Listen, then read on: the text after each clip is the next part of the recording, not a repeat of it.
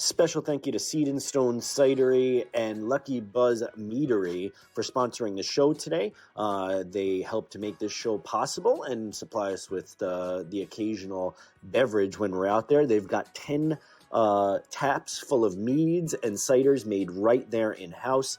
They've also got all sorts of awesome events going on, including an open mic almost every single Thursday where you can come out and show your musical talent. So all you songwriters out there, stop out and grab a cider or a mead and tell them that the Songwriters Couch and the Patrick Joanne Band sent you. Again, Seed and Stone Cidery right here in Rochester, New York. Go out and visit them and let them know we sent you. Thanks, guys.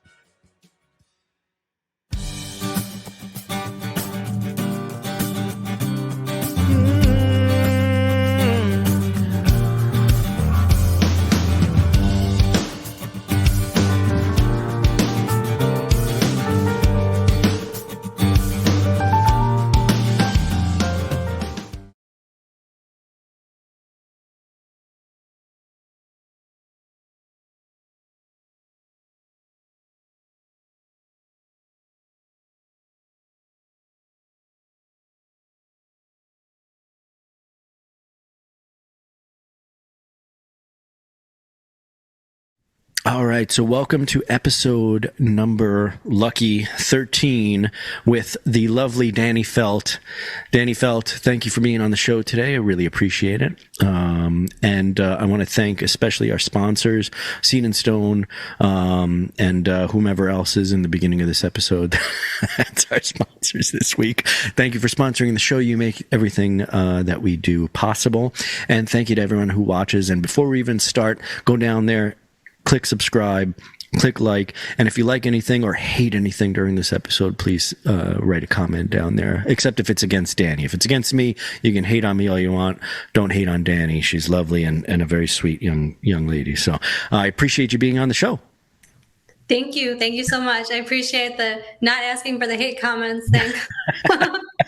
And then on top of that, thank you for joining all the way from Nashville, Tennessee. We're in different time zones, so we're floating across time and space here to get this done. And not only are we floating across time and space, but we're also utilizing multiple cameras and angles and devices and things. And we took about 3 hours to get this all configured and set up. But I think it's at this point we're going to have the best that we could possibly have. So I appreciate it. So how are you doing, Dani?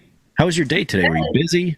I was watching Bridgerton. I'm obsessed now. I watched the entire 2 seasons in 2 days. So that's how's the music in Bridgerton? It is so good. I remember like when I was learning, when they were first going to film, and they were asking for all these cover songs, like pop songs of like classical versions of pop songs. But it was so cool when you actually saw it in real time in the show and you're like, oh, this is what they were talking about. I get it now. It's really cool. Like the whole thing is like classical. Huh. So yeah. Oh, and they're like remaking the pop songs or taking like recordings. Mm-hmm. Interesting things. They take all these like famous pop songs and they create classical arrangements because it takes place in like the King, Queen eras. So everything's like classical and like proper and like it's really cool to like hear classical arrangements of all these pop songs. I feel like that's an interesting thing to get into. So I'm gonna what do you say, whiteboard it? I'm gonna put this up on the whiteboard for us to talk about later because syncing music is kind of an important thing in the music business nowadays. I think it's the only thing that's making money nowadays, except for remastering already made albums that sold millions already in the past. But I want to thank you again for being on the show. And why don't you introduce yourself to people out there, like where they can find your stuff? I always forget, like during the show, I get engrossed in the conversation, Dani, and then I forget to ask you, like, where can people find your stuff and what are you doing and what do you want them to know? So why don't we start with that and then we'll get into the conversation. Sure. Hey guys, my name is Dani Felt. I am a music industry consultant. You can find more information at danifelt.com. I also have a music mentorship program now. You can find that at musicindustryaccess.com. You can find my music at danifeltmusic.com or just connect with me on Facebook, Dani Felt. Excellent.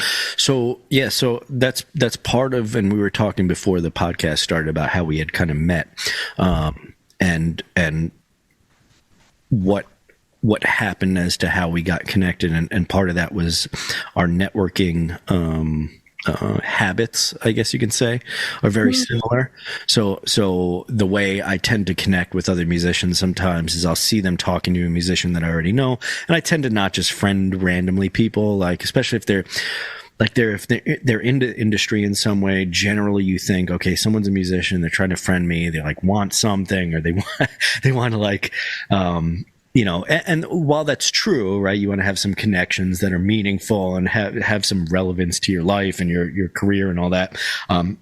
I don't ever want someone to think that I'm friending them because I need to further my career or whatever. It's just they're doing interesting things, and so I'm interested in what they're doing that maybe what I'm not doing, or music that they're making, or parts of the business that they're getting involved with that I've not get involved with. So part of that was with Adam, right? So I believe we both know Adam, and we'll keep his last name obscured because he hasn't agreed to be in this episode. But Adam from Rochester here, and I think that's how we ended up getting connected. And I've seen you kind of progress through, what you're doing over the years, just through Facebook, and you have the mentorship, and you have some other stuff that you're involved with. So what are you doing now? Why don't we explain kind of where you're at and what your what your pursuits are right now? I just launched this Music Industry mentorship, where people get to access to me and different consultants in the music industry for a year. So I'm very excited about it. I wanted to build something that would help connect artists to people in the industry, because I know so many people in the industry. And so I felt like it would make sense to give them an opportunity, kind of like a virtual music conference, but for the whole year with different experts. So people in sync licensing, publishers, booking agents, marketers, every topic you could think of related to the music industry. Yeah. So yeah. So I feel like people struggle a lot with getting connected to things, and there's this old thought process, I feel like, nowadays with the way that the music industry is or was, where it's like, okay, I'm gonna go out, I'm gonna play a show, I'm gonna get discovered by some A&R rep out at a show, they're gonna pay for my my record, my recording, all this stuff, and I'm going to get discovered, and I'm going to make it big. And I feel like nowadays the music industry has changed so much, where as an independent musician, you have to really like do most of that. You have to be a business in and of yourself, and then go out and reach some level of success before a record company will even consider looking at you, let alone do you want to consider a record company, right? I feel like nowadays it's almost, do you want to get involved with a record company? Because what they're basically, and I had this conversation with someone maybe 2 days ago about record companies basically just being banks. They're like loaning you money, and then over time you have to pay them back, and with interest and all this sort of thing. And it's like, if you've already reached the level or any level of success, then you can get to the next level as long as you network with the right people. And I think you almost don't need the record company. And what you see is artists, big artists like Taylor Swift, like, Prince back in the day, abandoning their record companies after they've realized that, I have enough contacts and I have enough pull now to not need their money to do what I'm doing, because I'm doing it all already, right? So they're almost like investing in you. And I feel like you've got this networking capability and talent that's really important to be successful in the music industry. So where did that come from? Like, what are you were a songwriter and singer first? Are you an artist first, and then kind of the production and the business side of it is second? Or are you starting to like feel that the business side of it is first now? Like, where do you find yourself sitting in the industry, Great question. I would say I first built networking abilities from going to overnight camps. I went to this one in Pennsylvania, and it was like, there was like a music program, and I remember like I didn't know anyone, and they're like, you just have to go up to people and start talking to them and introduce yourself. And I started doing that. And I was like, this is really fun. I like talking to people and connecting with people and just totally talking to strangers and hoping for the best. So I'd say that was one of like the first keys for me to just like practice being outgoing and just like talking to people. Nice. Can I interrupt you briefly, Dani, for 1 second? Sorry, what? No, I'm going to interrupt you for 1 second. Oh, yeah, go for it. I'm not going to ask you your age, but I have a feeling you're much younger than me. And so I feel like you're the generation that's younger than me sometimes has issues with the networking thing, because there's this the online relationships, I guess, that people have nowadays that make the kind of the in-person thing. Because you just said it was kind of a little scary to be out there and talking to people, right? And just started doing that. But I'm guaranteeing, like, probably where you're going next is that brought some level of success, right, to you, or at least a spark of something that was like, oh, like if I talk to people or if I meet people and interact with individuals, I'll be able to kind of break through some of these barriers that I feel are there, right? Yeah, definitely. So like the second thing that really drove me to learning networking is that I created a compilation album in college to raise money for this organization called the Linda Creed Breast Cancer Foundation.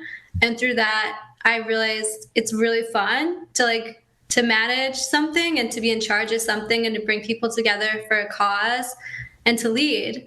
And so that was like the first opportunity I really had to become a leader and step up and realize, I like doing more than just music. I like leading and using music to make impacts.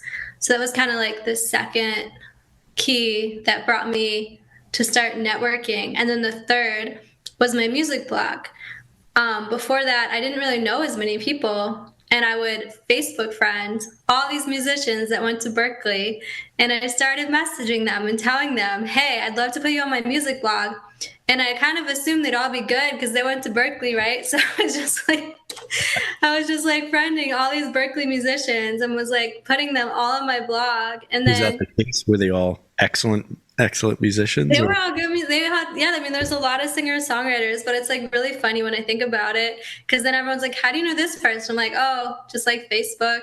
Yeah. They're on my blog. I featured this person on my blog. Do you want to be on my blog? And that's kind of how it works. When you have some people, other people get on board because you have those people, and then it kept going and going and going. And before you knew it, I had over 300 interviews in a few years, and everyone was coming to me as like the answer to promote their music. So it was all about networking. Manifest destiny, as they say, right? Like, so. Oh, yeah. Yeah. So you just started reaching out to people, and it's surprising. I remember a young musician coming up to me once. I was playing some show. He's like, oh, you're doing all this amazing stuff. Like, you've gotten on, these TV shows and radio and all this stuff, and you're playing these cool gigs. And for me, it was like, yeah, these are like little things, right? I want to be like on this next level. But thinking about that, and he's like, "What? How did you get onto?" I think it was a TV spot or something. I was like, "Well, I kind of just asked. Like, I reached out to the host and said, "Can I be on the show?" And it's surprising what that'll get you. And I feel like you do that, Dani. I feel like you're in that same boat. You Facebook friend, and then yeah, you're talking. And it's not all about. I feel like you have a real desire to have actual relationships, because you can relate to those kind of people, people that are making music and doing things and creating stuff. And I'm in the same boat. Like, I'm not just, like, you can't just friend someone on Facebook and then be like, give me this, right? I mean, you can. Yeah. It won't get you very far, but you can do it. Go for it and see what happens. Yeah, piece of advice for anyone that's doing that or networking online. Don't just friend and then the first message you send, hey, can I can I have something from you, right? Maybe introduce yourself, tell them what you're doing. Hey, I really like, maybe look into what they're doing a little bit, right? And I'll have people just right away friend me and then invite me to like their page right after without even talking to me. I'm like, cool. It's about relationship building, and I think that's an important part of the music business now, because it's so saturated. There's so much ability to get music out and distributed, that it's so saturated with people that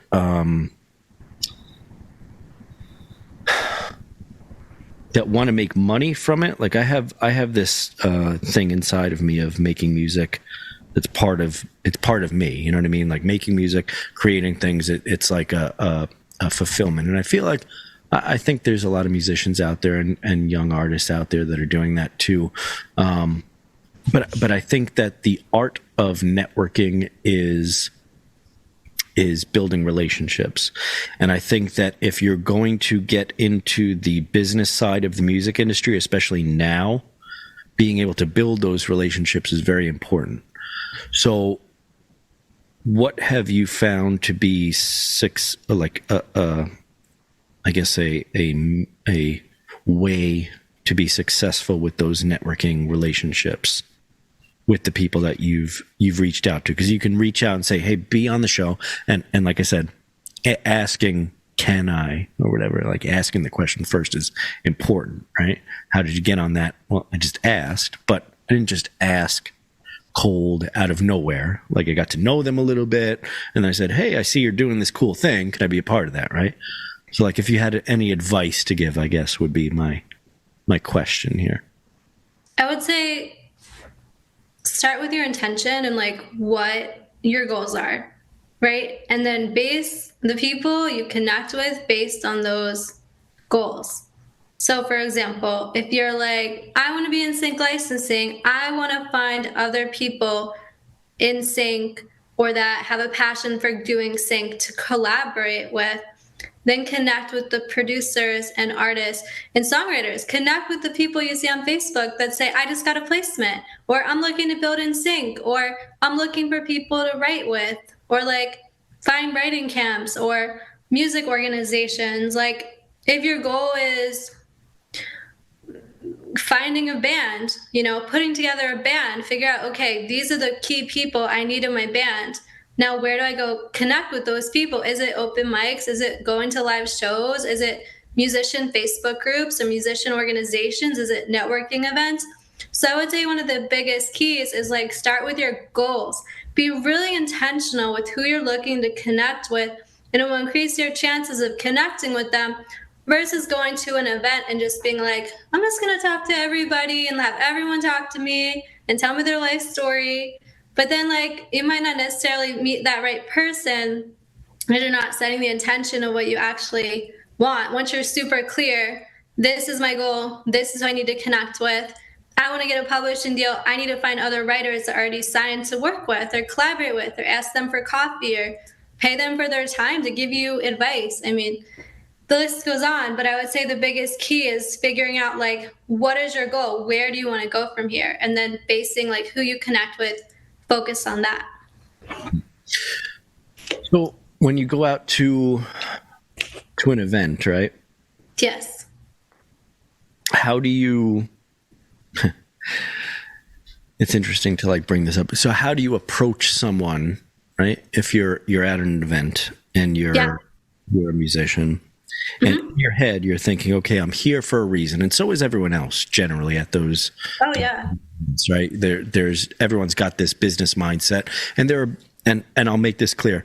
When you're in anything, and music is definitely a business, right? Mm-hmm. You have business relationships, right, that are based upon kind of transactional things, but you also have some level of respect for the person and what have you. How do you go about like generally approaching someone if you're out at a networking event? Because I feel like you have a good mindset for. I would walk up to them and be like, "Hey, I'm Dani. What's up? What's your name? Are you from here?" Like, something like that. Like, have you been to this event before? Speed dating event. Is that how? Yeah, I would just be like, hey, I'm Dani. Like, cause like, why not? You know, if it's specifically for an event to connect with other musicians, yeah, I'll introduce myself to everybody, you know? Do you feel so? So here's something else. So I know you live in Nashville now, right? Right in the heart of. Yes, I do. So, but do you feel like moving to a city that's music centric gives you an advantage, or do you feel like you get thrown into the ocean after being in a pond, so to speak? I think that's a great question. I mean, I would say if I was just in a music city for just being an artist, then I would probably find it extremely competitive, you know, because there's so much talent here. But because I work on the business side, my intentions are very much finding talent. Yeah. So it's very much advantageous to my business and my marketing agency. And like anything else I do, I'm looking for talent. So I don't really see it as like, oh, there's so much. But if I was just looking to just be a singer, then I might find it a bit intimidating, but it's also an incredible place to find people to collaborate with and friendships and people that you can, I mean, I have friends I've made at like the ASCAP Expo in LA like 8 years ago that, you know, we're still in touch. You know what I mean? So it's like, it just depends on your perspective of how you want to view the situation. So one thing I probably want to clarify, I guess, for people that are watching, and especially young songwriters or people that are just getting into songwriting, because we talked a little bit about sync licensing and that sort of thing, but I think that gets a little deeper than some people kind of know about. We just talked about it like as if everyone knows about it, but I think it's a good idea to clarify that. So what is sync licensing? Like what happens when you sync a song, let's say? What does that mean? So sync licensing is when you get music synced to a TV show, a YouTube video, a movie, a video game, any kind of audio, any kind of video content. Basically, you need like a license for it. So when you hear a commercial and you hear like the song on like the Super Bowl, or even the music that's playing, even the music that the band's playing in a TV show is like synced, right? So you could have wrote that original song and then that band could have been playing it, and then you would get money because the band's playing your song, for example. So basically anything with music to video. And with regards to Bridgerton, right? Because you were talking about the classical take on pop songs in that video screen there. The syncing of that. So what happens is you have, if you're a part, and this is crazy that BMI got bought out recently, but so I'm a BMI artist now, so I'm a little worried about what's happening there, but we'll see what happens there. But anyway, so you have a performance rights organization that watches over kind of your music and sees where is this being performed, right? Is it being covered? Is it being put into movies? Is someone playing it in a bar somewhere? Is it being played over radio somewhere? Whatever, right? And they're watching over your songwriting rights. And the only way that they can do that is if you actually register your music. And it's a very strange thing to get into if you're used to regular business practices, because of the way that music licensing and performance rights organizations do things. They calculate everything based on 200%, which is very strange for people when they first see this. And you have your writing rights, which is the person that writes the songs. And then you have your publishing rights.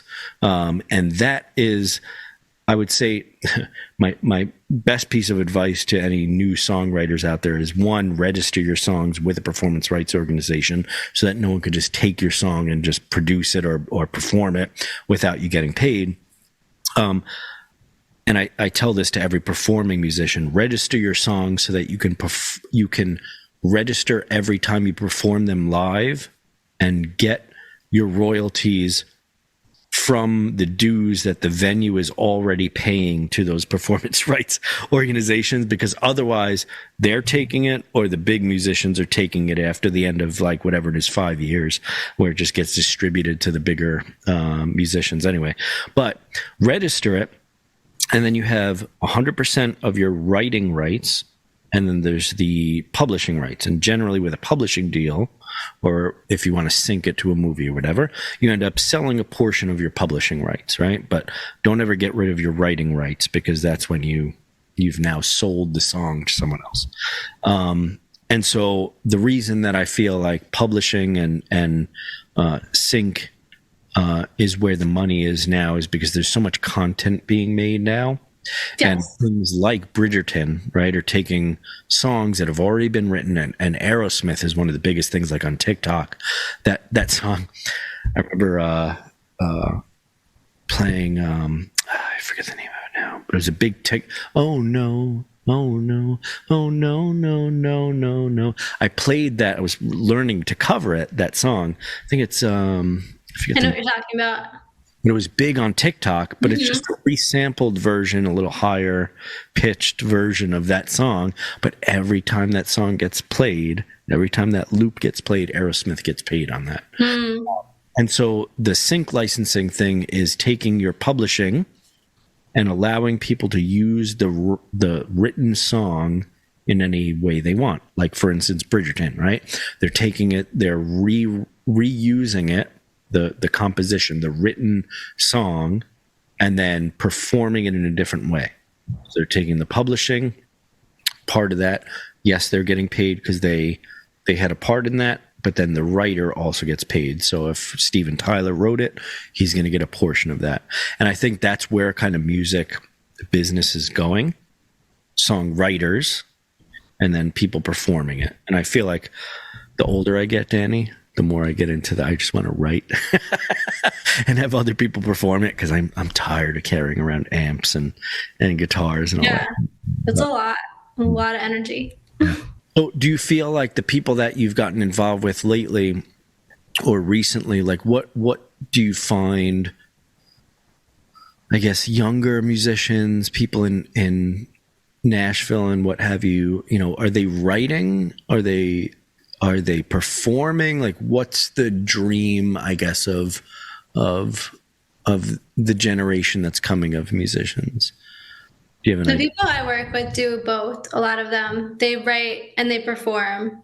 I have one client, Sarah Housen. She writes, but she'll also write like with other artists, but then she'll also be a performer. Then she'll also be her own artist. So that seems to be pretty common, I would say, for artists to like write with other artists, and then also like write for their own music and then perform as well. But it just depends on every single artist's individual goals. You've done some co-writing, right? I've only done co-writing. I mean, I guess I've written songs by myself, but nothing that's been like out. Everything that's out is with someone else. So co-writing has been something I learned back when I went to camp when I was 14 for this music camp. And so I grew up learning to write with other people for years. So I'm all about co-writing. Yeah. So how does that process, if you go into a room with someone, do you generally know them already? Or is it something where there's... Yeah. I would say mostly people that I already know have been writing with me, has been mostly people like I've connected with in person at one point or the other. You can write with people you don't know. I've definitely mostly written with people that I've met before or that I know or have met virtually. The process just depends on every single individual. Sometimes I'll have lyrics and just give them to someone to help write melody for. Sometimes I'll have lyrics and they'll help with the lyrics and the melody. Sometimes people will play guitar and I'll just write melodies on the spot and we'll use part of that. So it really depends. So if you go into a room, do you generally like go into a room with someone and they have a guitar or Like what explain, because again, this is called the Songwriter's Couch, right? So I want to expose like how this stuff is done, right? Because it's such a mysterious thing to people that don't write songs. Like how does a song come about? And I've equated this to listening to what's already there. Like I feel like I don't necessarily like I sort of create the song, or I sort of write it, but it comes from somewhere, right? And when you're co-writing with someone, that can be a little different, right? Because you're both sitting in the room, and maybe this person has this idea on what the song should be, or they have a riff, or they have a lyric, but the other person comes in with this completely almost competing idea, or a better version of it, or it's exactly on point. So if you go into a room, I know you said you generally know the person that you're getting into the room with, which makes sense, because you have to almost be having a conversation before you get in there. Like you need to know where each other are at. How does that generally start? Because co-writing can be intimidating, I think, for people, Yeah, I would say a lot of times with me, I'll sit down with someone and say, what's on your mind? What's going, especially with women, like what's going on in your life? Like what can we write about? What are you passionate about talking about? And a lot of times for me, it's definitely being guy related, relationship related, some kind of dynamic related, heartbreak related, or toxic relationship related, like something like that. So I will use all of that to channel really cool songs, or like women empowerment, like women being respected, women self-love, like all those kinds of themes. So I think it just depends on, what you and the other person are kind of feeling makes sense. I'm pretty easygoing. So if someone's like, I really want to talk about this, I'm like, cool, we could do that. We could compromise. Like, I'm never like, it's my way or the highway. We have to do it this way. It's always like, it's collaboration. It's a team effort. So I feel like that's really important. I would say the other really important thing is to kind of figure out the splits before you start writing with each other. Cause like for Nashville, a lot of times we just split everything like evenly, like no matter what, cause it's just easier. I think when you get into like, oh, I wrote only 5 sentences and you wrote 7 and I should make more money. And like that to me, it just seems like I don't like that like mindset. I'd rather just split things no matter what, but that's just me. And I also don't really play instruments. So for me, it's just easier, but yeah. Even being in a band, like I have a full band, you know what I mean? And I even if I come into the band and I bring the song and I've written the song, I feel like everything should be split in that environment. And I think most of the bands that have made it and been successful in that regard have always split it evenly amongst, because like if my drummer didn't write the drum part that he wrote to a particular song, even though I came up with the concept of the song, the general riff of the song, without that drum part, it wouldn't be the song that it is without his drum part, And so I 100% agree on that. So, but let me ask you this, because that I think comes from my feeling that writing music is it's like a sharing of the relationship that you have with the other person. And the reason I say that is because my older brother was a musician too. My dad is a musician, and it's in my family. And so when I was younger and I started writing music and I started playing music, it was never about money or a business thing. It was like a relationship thing. It was like me and my older brother talking to each other through our guitars, you know what I mean? Or writing the music. Did you have family members that were musicians? Like, how did you get into doing music? Because I feel like people have doctors and lawyers in their family, and then they end up becoming doctors and lawyers. And I feel like it's the same thing with musicians. Like you end up, you know, your dad's a musician, your mom's a musician, your uncle, whatever. And then you're like, I want to do that. And then you start hanging out with them more, or you start conversing with them around that. Did you have family members that were musicians, or was it? My grandma sang, so she was a singer, so I guess it came in our genes in that way. And my siblings sing. And my dad's cousin, I think second cousin or third cousin, is Linda Creed. So she's like a famous songwriter who helped write with the Stylistics, The Greatest Love of All. So I feel like that's kind of cool. And then my mom's cousin is also a musician, and he used to, I think he wrote music for The Mask. So he used to like know Jim Carrey, which is kind of cool. So I would say like more on my mom's side. I don't think, well, I guess Linda Creed on my dad's side, but my parents don't sing or anything like that. Or what? Neither of your parents are musicians at all? No. Well, no, but my dad did play. I mean, he has played piano. So he used to play Paul Simon a lot when I was a kid.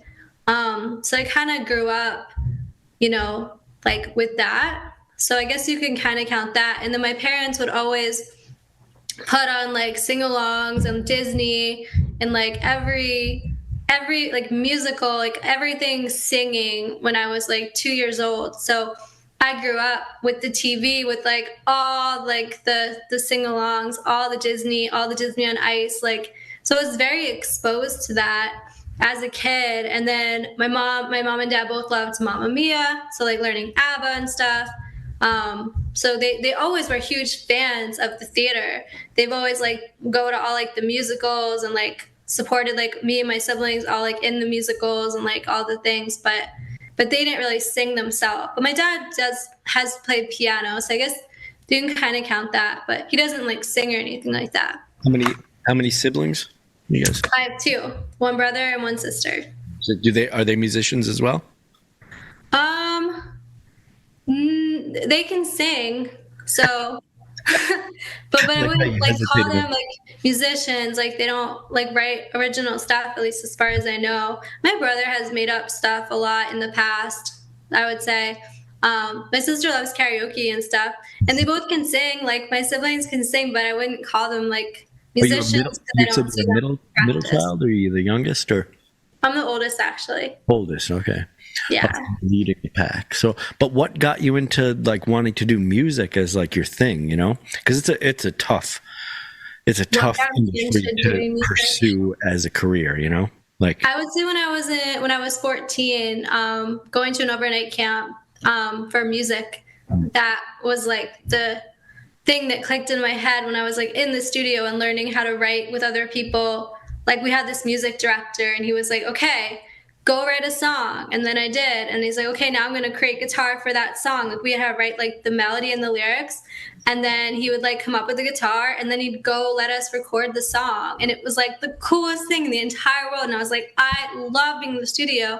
This is so fun. So I would say like that was one of like the first times.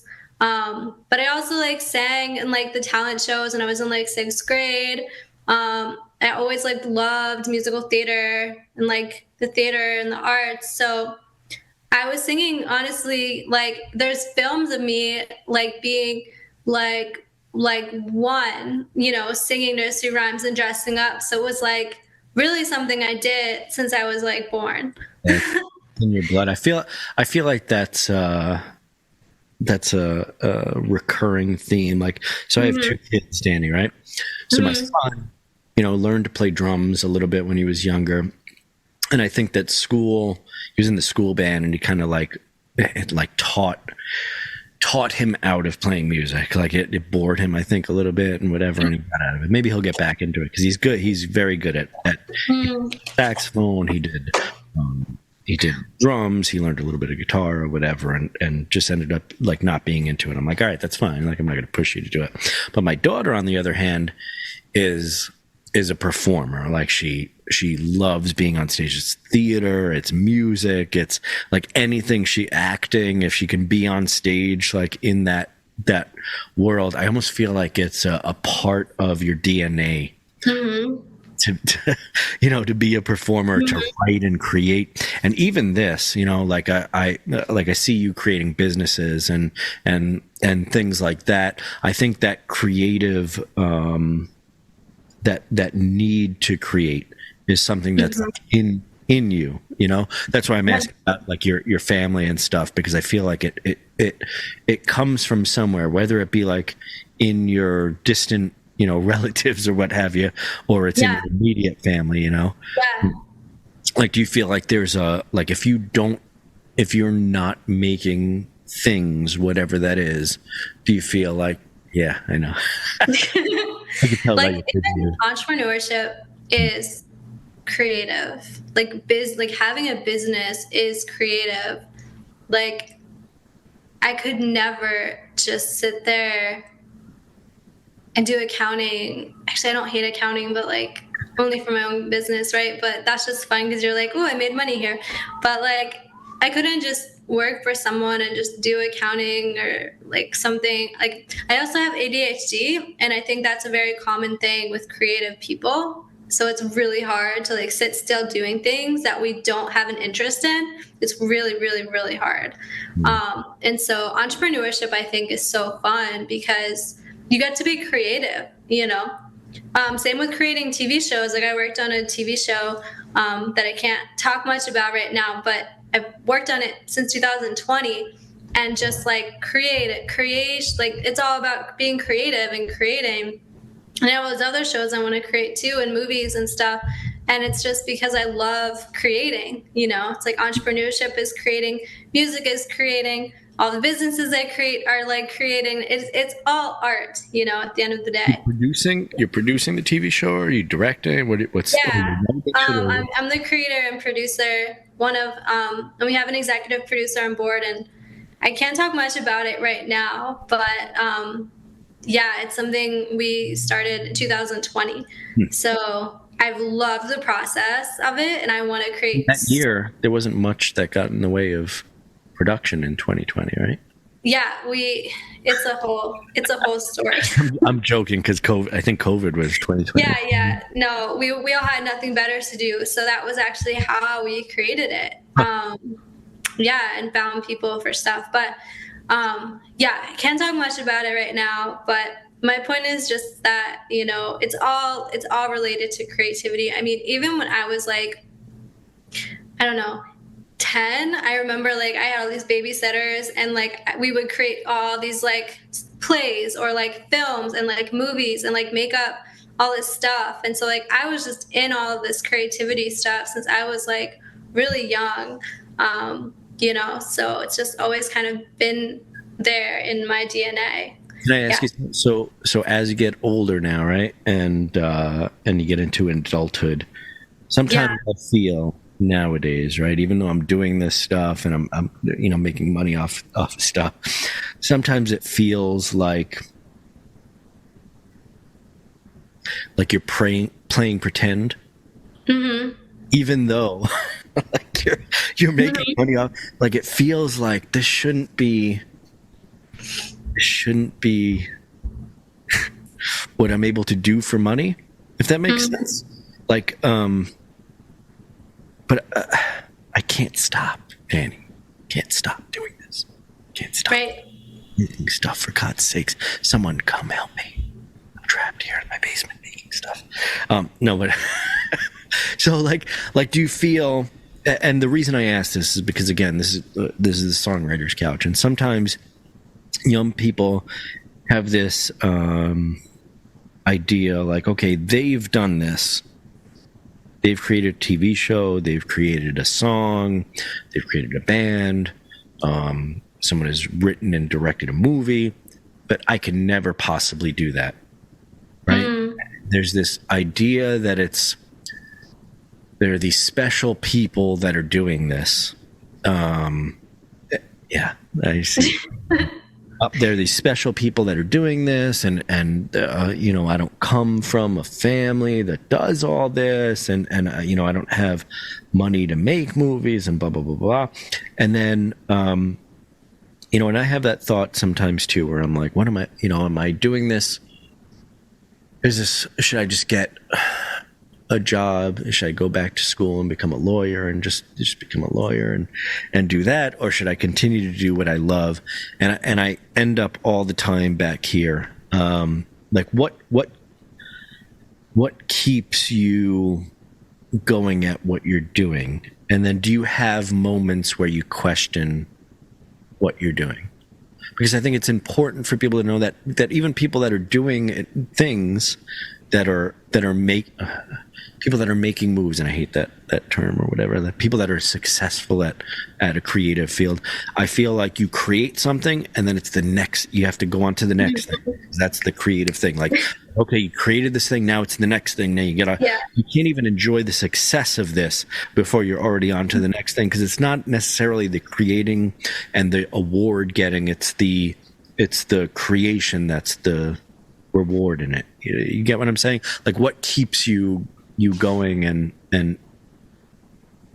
is it? So I would say, like, whenever you want to pursue something, you have to ask yourself, like, what is the feeling you actually want? Because usually the things we want actually is about the feeling, not the actual thing. And this is what I teach, you know, people a lot when it comes to manifesting what you want in your life, especially money. Like, we're like, okay, we want to be rich, we want money, but like, why? Like, what is it that you actually want with the things that you want? Why do you want to be famous? Well, what is it going to do? Okay, well, it's going to make me feel powerful. It's going to make me feel connected. It's going to give me opportunities. And that's going to make me feel confident. That's going to make me feel powerful. That's going to make me feel happy. That's going to make me feel fulfilled. That's going to make me feel purposeful. And so it's really important for people, whenever they're pursuing any goals, is to ask, like, what do you actually, like what is the feeling you actually want? Like, why do you actually want this? Because being an entrepreneur, being an artist is not easy. You're going to make mistakes. You're going to sometimes want to quit. You might want to quit every day, but you have to have a why. Like, what drives you? Like, for me, it's like whatever I create, whether it's my TV shows, my movies in the future, my music, my company, my services, my mentorship, it's all about empowering other people. And so, like, that's my why. Like, why do I want to empower people? Because it makes me feel like I have a purpose in life. It makes me feel like I'm here for a reason. It helps align with a mission bigger than just ego, bigger than just like, I just want it, so people tell me I'm great. You know what I mean? Well, I think that, yeah, sometimes that, like, the artist thing can be misconstrued for wanting attention. And I don't think that's necessarily it. I think what's happening is you're expressing a very vulnerable part of yourself, and hoping that you can connect with a lot of people, like hoping that there's a lot of people out there that also maybe feel that way or what have you. And I think that's part of, you know, I've talked about this on the show too before. When you're on stage and you're performing live, it's like a relationship, not only with the band on stage with each other, but the audience is also looking at that connection. But then you're also, especially as a lead singer or a front man, you're connecting directly with the crowd also. So you're having like a relationship with the crowd. But then if you're recording music, it's a little strange, because you put a piece of music out there and people might be connecting to it, but you don't know that they're connecting to it. And then they come out to a show and they say, you know, oh, this song that, you know, I've been listening to this song years or whatever. And that, I think, is what creatives are reaching for. And it's not, and I think the fame is the, it's like the cartoon version, the distilled version of a lot of people are connecting with what I'm saying. It's not necessarily, people don't want to be famous where they get recognized and people try and get into their bathroom stalls while they're going to the bathroom, right? That's not the part of fame that's, no, thank you. Everyone says they hate that, right? When they get famous, but it's the fact that your art and your exposing of the vulnerable parts of you are being connected to by people. And same goes with business. I mean, you make a product. I've owned businesses, I've owned bars and what have you. And even just watching people enjoy, like it was a restaurant that I owned, restaurant bar, enjoying the food that I came up with was fulfilling because I like that food. And then this person likes that food. So that means that I have some sort of a connection with them. And not only do I have a connection with them, I've brought about the connection with them. And it's hard sometimes as an artist because you can be, your emotions can be dependent upon that connection too. So you have these big ups, these big downs. That's why I feel like it's so important for people to stay really grounded and to find fulfillment without needing it for outside of themselves, which is not easy, especially with social media. It makes it very like, give me likes or I don't feel good about myself. But it's so important to find what fulfills you inside so that when you do become really successful, you're not going into those necessarily huge crashes because you're staying grounded enough to like stay present and not just be like, oh my God, this is too much for me or whatever, right? So I think it's so important to figure out what makes you happy, like find happiness in the simple things in life, whether it's like talking to friends, whether it's writing a song, whether it's meditating, whether it's listening to music that makes you happy, like having a list of things you can go to stay grounded that makes you happy. So in general, when you have like those stressors or anxiety or like feel like you're going to fail, you can be like, okay, what do I need right now in this moment? Is it I need to take a bath? Is it I need to call a friend? Is it I need to go write a song? Is it I need to go scream into a pillow? Like, what do I need? And I think the more people can get like really focused on like fulfilling themselves and making themselves okay, like the more all the other stuff they'll enjoy without making it their bane of their existence of like happiness or not. Yeah, and I think social media tends to emphasize the superficial part of that connection desire, like the desire to connect with other people. And I think creatives get pulled into that a lot because you have to kind of promote your artwork or whatever in order for people to even see it, to get connected to it. And so you can get wrapped up in this world of like developing an image and doing the selling of the image part and the product. And I think that's why sometimes when people get really, they get a lot of recognition for their work or whatever, and they're artists, they tend to, they get called selling out or whatever. But they become unhappy because it's like a fake version of what they're looking for, out there. And I think that this generation has become disconnected from the things that can really give them joy and make them be connected to other people through things like the likes on Instagram and all that, because it's such a fake version of it. Like if you didn't get enough likes on your post, some people don't even post anything, like they didn't create anything, they just want the likes there, they just want the like dopamine hit of people. It is a dopamine hit. It is a total addiction. It's a real sign for I think why creatives and people that are making things that like music and art and the like really have an opportunity now to, like, I remember back in the 90s there was a rebellion against the hair bands and this like commercial thing, right? And that's where kind of Nirvana came out of, and the whole Seattle movement and all that. And I think right now there's an opportunity for artists right now to really break through and say, we're all in this together. Everyone seems disjointed and on opposite sides of things, but there's an opportunity for real art to come out. And I'm hopeful. I posted this somewhere on Facebook recently. I'm hopeful because I see it. I see it in the my daughter's 13 now. I see it in her age group where they're like, I don't give a shit about Instagram and Facebook. They don't even like want to be on any of that stuff. Like, why would we even care about any of that? And so I'm hopeful, and I think that that our generation of people that had to grow up in this like hyper advertising environment, I guess you can call it, have the opportunity to help those artists come out.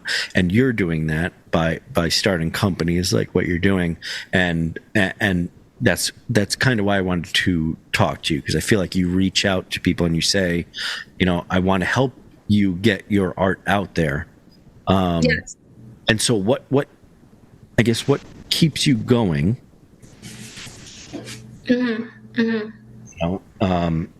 I would suppose it's probably finding good artists, where you're like, wow, this is really great what they're doing. What keeps me going? And then secondly, like where do you see yourself, moving what you're doing in the near future, I guess next few years?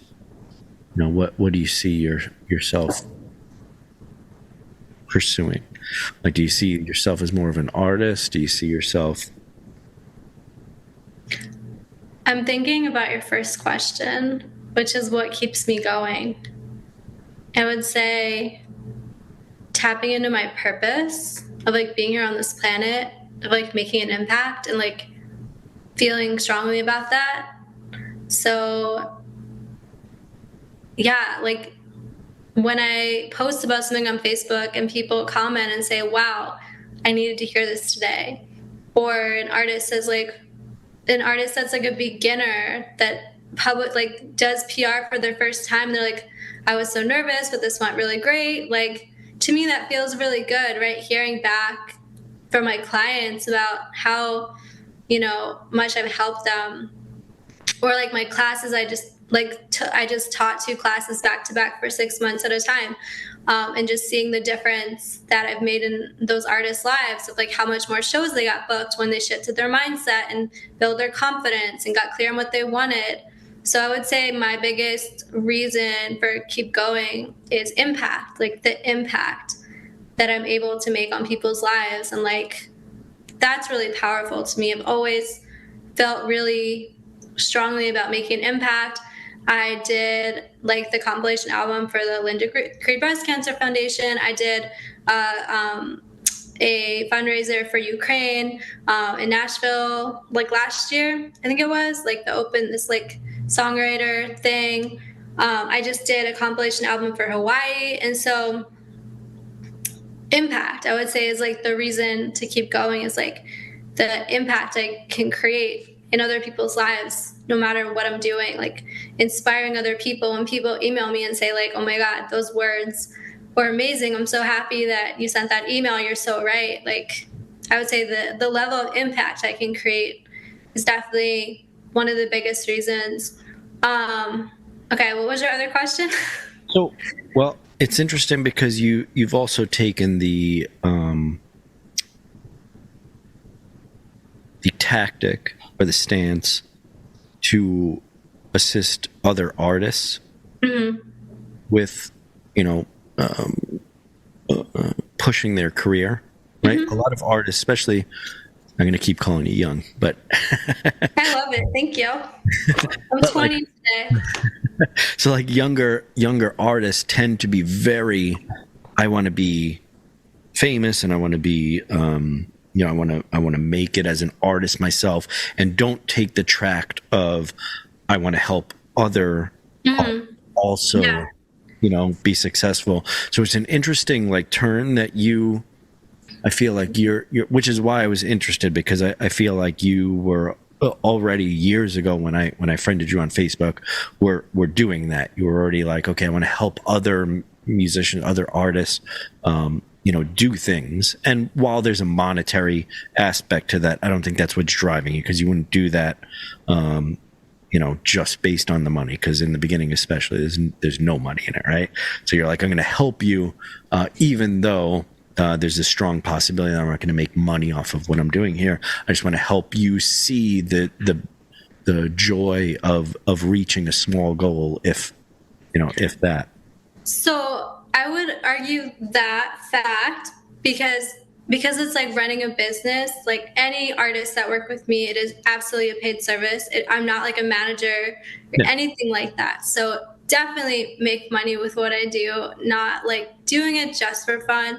But the music blog, when I first started, was definitely like really cool to just create, just to help others, and the compilation albums, of course, and stuff I'm raising money for. But I would say money is definitely like an important part of it, because, just like understanding your value and understanding your worth and getting paid for what you're worth. And like, I'd be hypocritical if I didn't believe in myself to tell other people to believe in themselves and get paid. But what was I going to say? Oh, so you said something about being an artist, helping other artists. Yes. So I feel like for me, like, having this business and like being on the business side is like my way to like support myself financially. And then I do want to go use some of that to create music in the future. And I'm not like, hey, I'm not doing music anymore, but I have put music more on the side at the moment to work with artists to support myself, which is super important. But also it's like, when I do music stuff, it can also help other people too. For example, like I got signed to a sync agency, which I haven't really talked about much at all in the past year. And so anyone that I've written music with, or anyone I write music with in the future, that's like leverage for them, right? Because then I could just pitch it automatically to them, for example.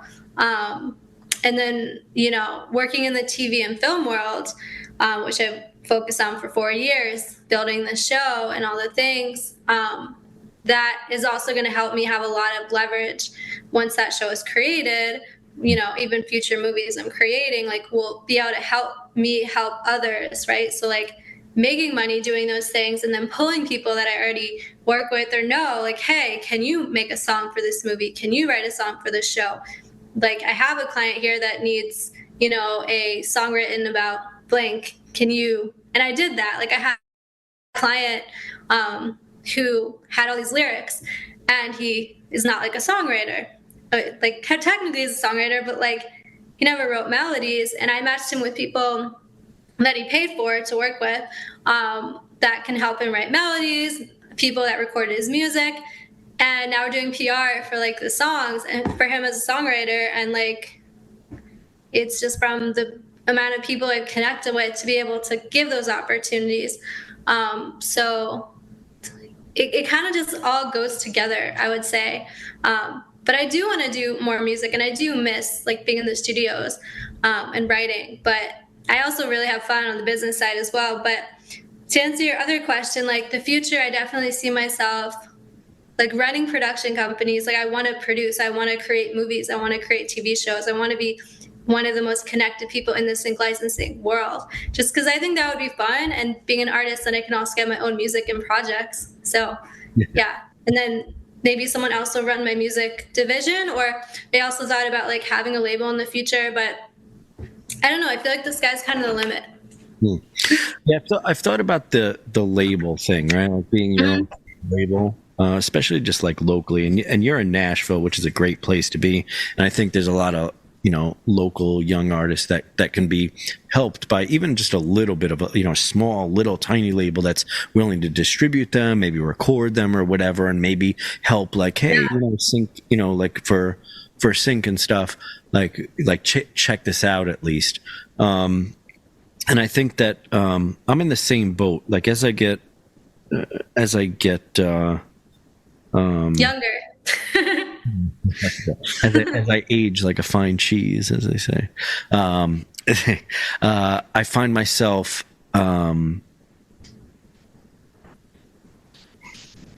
I find myself not only wanting to spread kind of the knowledge that I've learned over the years about what the music business is, but help, because I remember when I was younger, it was a whole different world back there before computers and all that. I'm real old, Danny. Recording on 4-track tape recorders and stuff like that, and doing stuff. But like help record people, get them out into the, into distribution, because there's musicians that I see performing out there just at open mics and stuff that are amazing, like amazing songwriters that just need to be like heard. And I don't know if I'm just like in this cloud world of like, I love musicians, so I fall in love with these songs that they write. But I think there's so much talent out there and so much fresh material, and in the world where we're getting material from AI, Mm-hmm. like I think there's a market out there for it too. So let's do this, because I think we're coming up here on something, an hour or two, or wherever. I think we're on 1 hour and 6 minutes. 1 hour 6 minutes. So we'll call it here. But I do want to get into the not today, but I'd like to have you on again at some point in the future if you're interested, of course. And maybe I'll come down to Nashville and we could do a live, because I'm down there every once in a while. I have a nice Airbnb that I go to all the time that's down there. But I wanted to get into the technical parts of like sync licensing and all that kind of stuff. What's in that. And like you said with Bridgerton, licensing a song that's already been written and then re-performing it, there's money to be made there too. So, but for now, let's end it. And I want to say you were a great guest tonight. Thank you so much for having me. This has been awesome. Tired, and then I'm not tired anymore now that I'm talking. So so what do you want to promote? What do you want people to see, hear, listen to, go to, links, et cetera, et cetera? Yeah, definitely. So I have, I'll say them really quick. I have I have 3 new ways to work with me. The first level is basically a Facebook group of artists. And I'm going to be posting like journal prompts and like opportunities I learn about in sync, in songwriting, in performance, and whatever I learned about, I'm pretty much putting into this Facebook group. And then that's like level 1. And then you'll also get access to this like audio messages about just like business and mindset and life and music, and basically the journey and like all the lessons I'm learning in real time. And then level 2 is people get to have access to me like once a week for the year. It's like they're all 12 months. And then they also can select one mentor per month in whatever it is that they want to focus on. So whether they want to learn sync licensing, talk to supervisors, talk to publishers, learn about making money with like brand deals, making money with live performances, getting live performance training, talking to booking agents, etc. And then the third level is 2 calls a month. They also get into our sync program, which is where we pitch their music to music, TV, film, and libraries, or sync agencies. And then, so that's pretty much the 3 programs. And then they can just learn about that by going to musicindustryAccess.com. It's pretty good. So let me ask you this, being that you're in Nashville, right? And you've been there a few years, right? Yes. Do you eat meat? Are you a vegetarian, or do you eat meat? Oh, do I eat meat? I thought you said, did we meet? Meat at all? I was like, I don't think we met. No, I'm not a vegetarian. Right. But I have been. Yeah, sorry. Barbecue place in Nashville? Favorite barbecue place? Is that what you said? Edley's? Edley's is so good. What do you get from there, Edley's? Mashed potatoes and turkey, and they have like the best banana pudding. Turkey from a barbecue? What kind of turkey is it? Like a whole? Or chicken? I don't know if it's like turkey or chicken. You don't do the ribs or brisket? No. No, but I'm sure the brisket's really good, but I don't think so. I usually have white meat, not dark meat, or like not red meat. Sorry. Like I don't have like pork or like hamburgers. Like I mean, I can, but like I just. What's your favorite food in that? If you were to recommend a restaurant, because I'm super into food, Dani. So if you were to recommend a place, someone comes down to Nashville, young songwriter, let's say, comes down, right? They got a gig finally in Nashville. They're ready to play Nashville. And they want to eat. I like Edley's. Like, if you want barbecue food, like Edley's. I like True Food Kitchen, which is like a healthy restaurant place.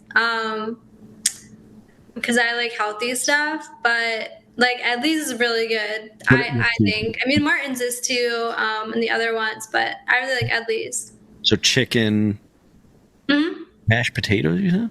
Yeah. I'm not a fan of mashed potatoes. I don't know why. I like roasted potatoes. I don't know if we can be friends anymore. Mashed potatoes are the best. Why? Like the mashed potatoes, grits. I like grits, which is weird. That's a Nashville thing. Nashville has lots of grits. Nashville hot chicken. Do you like the hot chicken? Yeah, that's a thing. I don't really have spicy food a lot, but yes, that's definitely a thing. How about this venue to go see new artists down in Nashville? Anywhere, I would say in East Nashville, which I can't think of right now, but like all the music, all the rock venues, not Broadway. Well, you know what? If you've never been to Broadway, you should definitely check out Broadway, but it's not my thing. It's very loud, a lot of people, just not my thing. Yeah, so that's kind of a new or a new person to Nashville thing, because you're going to want to go down on Broadway. You're going to want to see bands there, whatever. It's mostly cover bands. It's like it's kind of cool because there's music just everywhere. It's like white noise as you're walking down the street, because there's hundreds and thousands of people or whatever as you're walking down, and there's just music on all floors of every building, but mostly cover bands and all that. And I agree with you. East side of Nashville is the place to go, because cool little places, and Nashville in general is a cool little city. It is definitely. So if they want to sponsor you, again, what's the name of that restaurant? Eddie's? Edley's. I'm gonna have to go down, because I don't know if I've been to Edley's. I had some. It's so good. I would go there like right now. It's like good. All right. There's a vegetarian place on. I've played there a bunch of times too. They do like an open mic thing. I think I know what you're talking about. That's really close to me, but I don't know the name of it, but I know what you're talking about. Yeah, it's real good. But then I'm not into ribs, but I went to some place, they deep fried ribs. I got to find the name of that place. I'll promote it. They deep fry everything in Nashville. Did I try everything in Nashville either? They deep fry everything in Nashville. Oh, do they? Yeah, but deep fried rib, like I don't like ribs. I think so. Everything's fried. I mean, not everything, but like the Nashville food. Much meat on the ribs, you know what I mean? It's like, I don't know, I just wasn't interested in it. But the deep fried thing, it's fucking delicious. I deep fry a rib every once in a while. I put a little coating on it. Yeah, all of that is super good here. Yes. I'm gonna call it Dani episode, and I have to have you on again, okay? Sure. Absolutely, I'd love to be on again. So, I don't know what you just said. Locked in. Please go down, subscribe, comment. Again, thank you everyone for listening. Thank you to Seed and Stone and our other sponsors for sponsoring the episode. I had a great time. I was drinking whiskey this time, so I apologize to Seed and Stone. I don't have any cider here, but I'll refill this week, I promise. And Dani, again, thank you for being on the show. One more time, the website was DaniFelt.com. Or musicindustryAccess.com or musicindustrymastery.com. I have 3 websites. It's fine. and thank you, everyone. Have a great holiday. I think this will be out before the holidays. If not, hope you have a great holiday. And Dani, thank you for being on the episode. I appreciate it. And see you guys on the next one.